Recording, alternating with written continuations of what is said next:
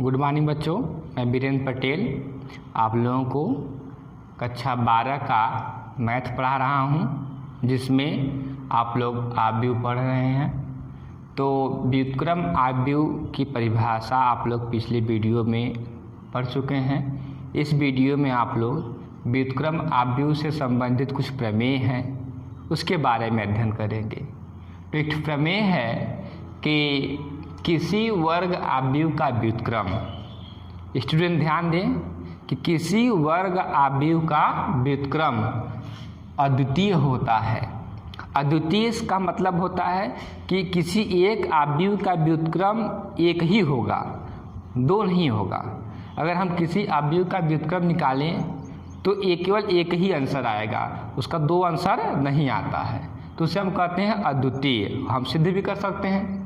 तो इस प्रमेय की उपपत्ति हम यहाँ पे देखेंगे। देखिए उपपत्ति,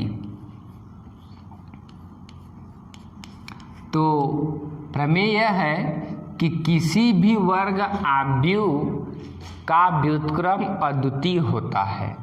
इसका मतलब कि यदि कोई आव्यूह ए हो तो उसका केवल एक ही व्युत्क्रम होगा, दो व्युत्क्रम नहीं हो सकता है।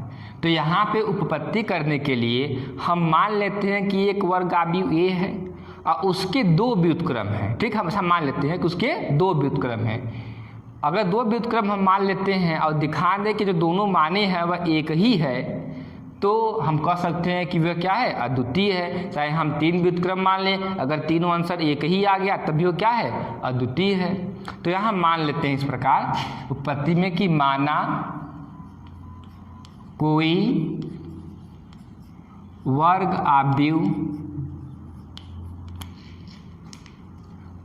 आव्यूह ए है, ठीक, तथा इसके दो व्युत्क्रम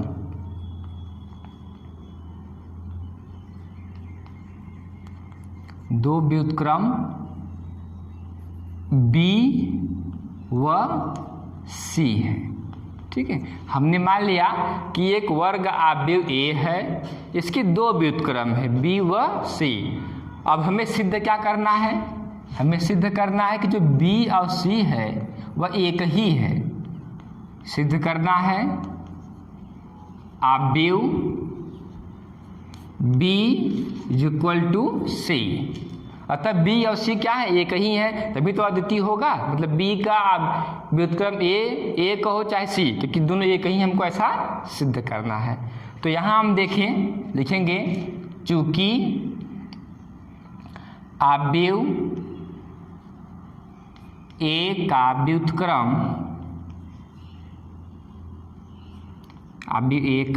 व्युत्क्रम बी है, हमने ऐसा माना है कि आव्यूह ए का व्युत्क्रम क्या है, बी है।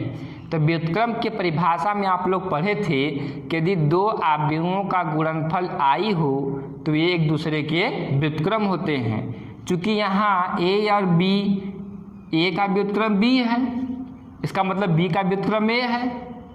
तो यहाँ परिभाषा के अनुसार ए इंटू बी अथवा बी इंटू ए, चाहे ए इंटू बी करे चाहे बी इंटू ए करे, अगर doनों व्युत्क्रम है तो इसका आंसर कितना आएगा, इकाई आव्यूह आएगा, आई। ठीक है, उसी प्रकार आव्यूह ए का व्युत्क्रम, अभी ए का व्युत्क्रम हम सी को भी माने हैं कि जो ए है उसके दो व्युत्क्रम है बी और सी। तो अभी ए का व्युत्क्रम हमने यहाँ पे मान लिया क्या बेटा, सी माने हैं।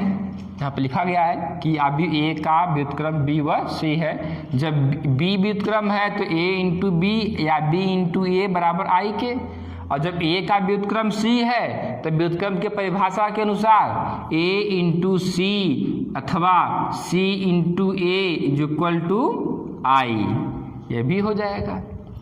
तो बच्चों आगे देखें आप लोग, पुनः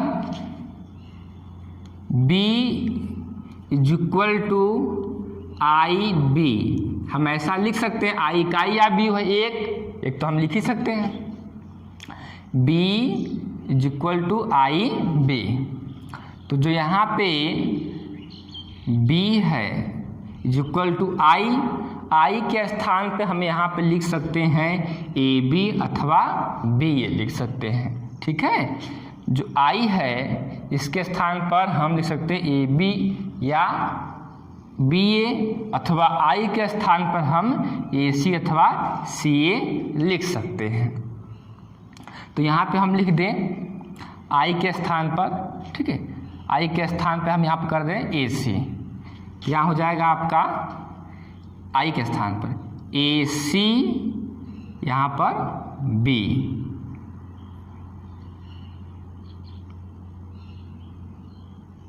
ठीक है, या तो आप यहाँ करें जो I है I के स्थान पे CA कर लीजिए, AC नहीं कि CA। तो I के स्थान पर हम यहाँ पर CA कर लिए, CA I के स्थान पर, अब B हमारा ऐसे ही है। ठीक है, तो स्टूडेंट ध्यान दें B is equal to C यहाँ से जो AB है उस AB के स्थान पर देखिए जो AB है वह क्या है I है, हम यहाँ पर लिख देंगे I। फिर I क्या है, एक I आव्यूह है, एक या लिखे या ना लिखें, तो B is equal to C। तो B और C क्या हो गए, एक ही आव्यूह, समान आव्यूह हो गए, इसलिए आव्यूह A का व्युत्क्रम, आव्यूह A का व्युत्क्रम अद्वितीय होता है। अद्वितीय का मतलब कि एक ही आव्यूह होगा, एक आव्यूह का व्युत्क्रम एक। तो बच्चों अब आप लोग दूसरा प्रमेय पढ़ेंगे। दूसरा प्रमेय है कि यदि A तथा B समान कोटि के, जिस कोटि का A होगा उसी कोटि का B हो, समान कोटि के व्युत्क्रमणीय आव्यूह हो। व्युत्क्रमणीय आव्यूह का मतलब ऐसा आव्यूह जिसके व्युत्क्रम को हम ज्ञात कर सकते हैं, वे व्युत्क्रमणीय आव्यूह होते हैं। ठीक है, तो प्रमेय नंबर 2 है कि यदि A तथा B समान कोटि के व्युत्क्रमणीय आव्यूह हो तो A इंटू बी का होल इनवर्स, ठीक है, या A इंटू बी का inverse is equal to B inverse into A inverse होता है। ठीक है, तो इस चीज़ को हम देखिए कैसे इसकी उत्पत्ति होती है। उत्पत्ति में, ठीक है, उत्पत्ति में आप लोग देखेंगे यहाँ पर कि व्युत्क्रम की जो परिभाषा है आप लोग जानते हैं। व्युत्क्रम की परिभाषा क्या होता है कि ऐसे दो आव्यूह जिनका गुणनफल I हो वे एक दूसरे के व्युत्क्रम होते हैं। तो यहाँ पे हम लिख दें कि व्युत्क्रम आव्यूह के परिभाषा से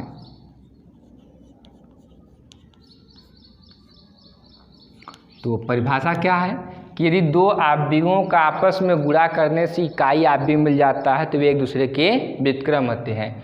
तो मान लीजिए यहाँ पर AB है, AB और AC का एक व्युत्क्रम है A इंटू B का ऐसे। ठीक है, तो इसका व्युत्क्रम यह है, तो इन दोनों का गुणनफल किसके I के बराबर हो जाएगा। ठीक है, यहाँ पे अब हम यहाँ पर देखिए बेटा कि इसमें हम इस इक्वेशन के दोनों पक्षों में A इनवर्स से गुणा करें। किससे, A इनवर्स से, पूर्वगामी गुणा करने पर। ठीक है, तो लिख देंगे दोनों पक्षों में A इनवर्स से या A इनवर्स का पूर्वगामी का मतलब होता है कि आगे से। ठीक है, पूर्वगामी गुणा करने पर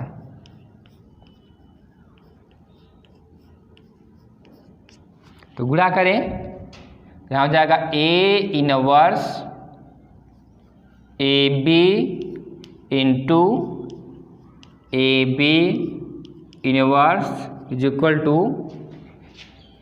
ए inverse I, A inverse I. ठीक है। अब यहाँ से सहचर के नियम से, सहचर का नियम आप लोग जानते हैं, a इंटू बी इंटू सी बराबर a इंटू बी इंटू सी होता है। तो जो यहाँ पर इंटू है इसके साथ इंटू कर ले रहे हैं हम सहचर के नियम से, a इनवर्स a इसके साथ इंटू हो गया into B is equal to into या a into B whole inverse is equal to a inverse I. इकाई आव्यूह है, इसे लिखे या न लिखें। ठीक है। यहाँ पर लिख दें हम सहचर नियम से।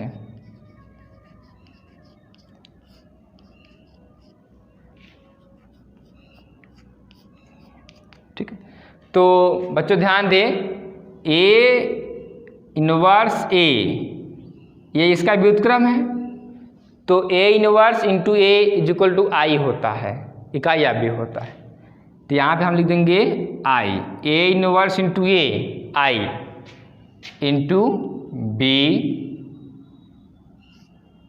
ए बी का whole inverse is equal to A inverse. अब यहाँ पे जो आई है इकाई आव्यूह, इसे हटा दीजिए, 1 है, इंटू में 1 लिखे या ना लिखे। ठीक है। उसके बाद इस इक्वेशन के दोनों पक्षों में बी इनवर्स से गुणा करने पर लिख लें समीकरण के दोनों पक्षों में बी इनवर्स से बी इनवर्स का पूर्वगामी गुणा करने पर, पूर्वगामी का मतलब होता है पहले गुणा करना। तो आपका इक्वेशन यहाँ पर है, ये इक्वेशन है, इस आई को हम हटा देंगे, यहाँ पे गुणा हो जाएगा बी इनवर्स से। तो बी इनवर्स, यहाँ बी इनवर्स से गुणा हो गया, फिर हमारा ये पूरा लिखा जाएगा बी ए इंटू बी का whole inverse is equal to. ठीक है। इसमें भी पूर्वगामी गुणा होगा, इसके सामने गुणा हो जाएगा, यहाँ भी हमने आगे किया, यहाँ भी हम आगे करेंगे गुणा। तो यहाँ हो जाएगा बी इनवर्स ए इनवर्स। ठीक है। हमने क्या किया बेटा कि जो बी इनवर्स है, इस बी इनवर्स का पूर्वगामी गुणा करने पर हमको मिल गया B inverse B A into B का whole inverse is equal to B inverse into A inverse. ठीक है। यहाँ पे हम बी इनवर्स से पूर्वगामी गुणा किया और यहाँ पे बी इनवर्स से हमने कर दिया। तो यहाँ पर बी इनवर्स इंटू बी ये कट जाएगा आई। ठीक है। और ये हो जाएगा बेटा हमारा ए इंटू बी का whole inverse is equal to B inverse into A inverse. तो ये आई इकाई आव्यूह है, एक लिखे या ना लिखे, तो ए इंटू बी का whole inverse is equal to B inverse into A inverse. ठीक है। ये हमारी जो प्रमेय था वह इसकी उत्पत्ति हो गई। इसी आधार पर हम कह सकते हैं, इसी आधार पर हम कह सकते